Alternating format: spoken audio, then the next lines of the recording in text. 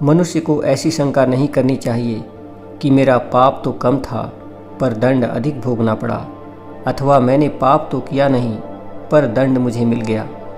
कारण कि यह सर्वज्ञ सर्वसमर्थ भगवान का विधान है कि पाप से अधिक दंड कोई नहीं भोगता, और जो दंड मिलता है वह किसी न किसी पाप का ही फल होता है।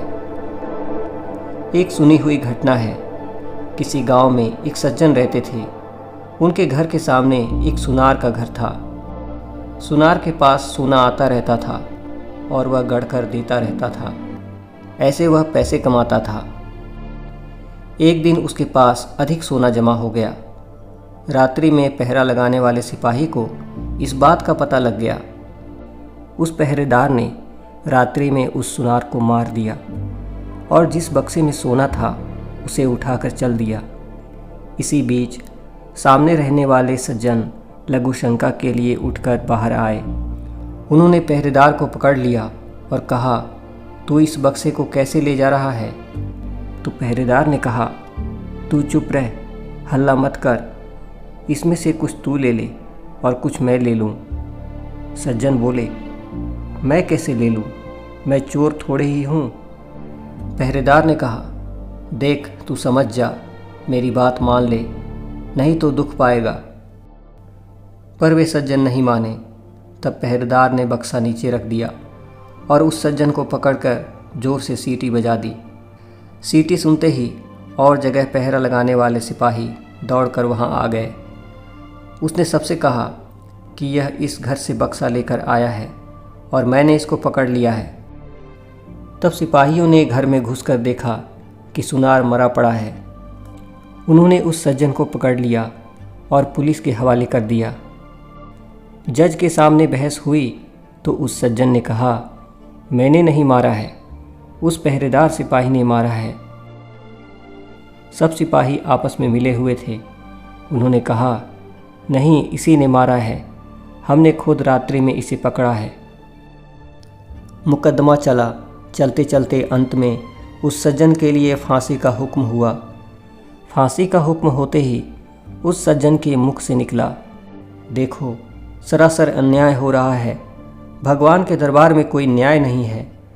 मैंने मारा नहीं, मुझे दंड हो, और जिसने मारा है वह बेदाग छूट जाए, जुर्माना भी नहीं, यह अन्याय है।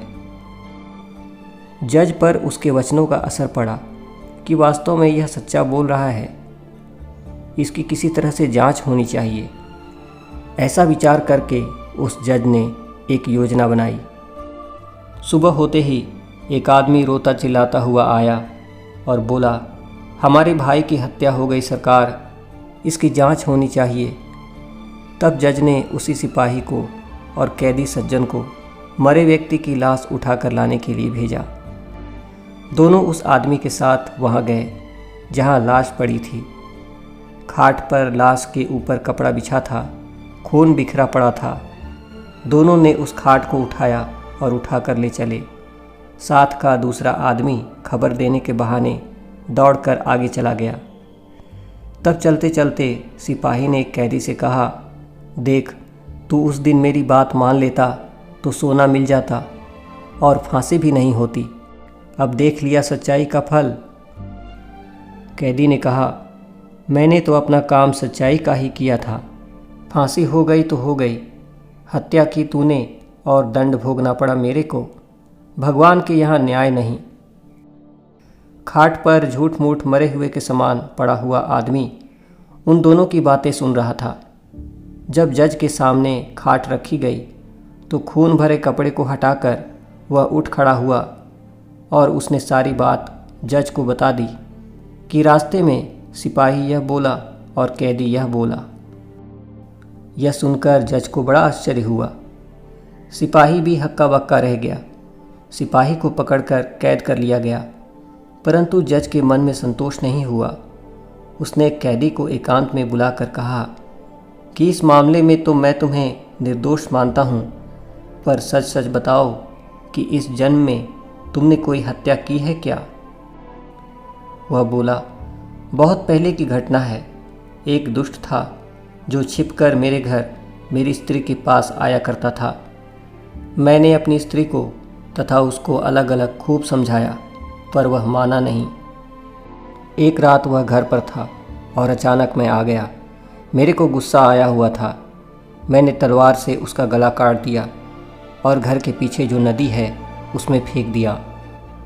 इस घटना का किसी को पता नहीं लगा। यह सुनकर जज बोला, तुम्हारे को इस समय फांसी होगी ही। मैंने भी सोचा कि मैंने किसी से रिश्वत नहीं ली, कभी बेईमानी नहीं की, फिर भी मेरे हाथ से इसके लिए फांसी का हुक्म लिखा कैसे गया। अब संतोष हुआ, उसी पाप का फल तुम्हें अब भोगना पड़ेगा।